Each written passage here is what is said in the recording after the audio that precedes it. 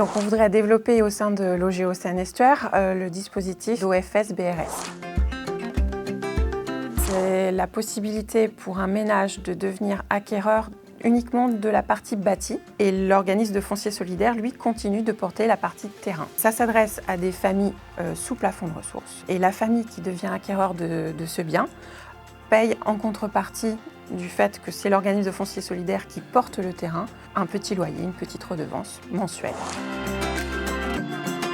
Ça permet à l'acquéreur d'acheter finalement son logement beaucoup moins cher, généralement de l'ordre de moins 20%. Ça répond aussi à un enjeu de sécurisation des copropriétés, puisqu'on est présent sur le long terme au travers l'OFS, mais également sécurisation des copropriétaires au travers un dispositif qui permet de toujours être présent en cas d'accident de la vie.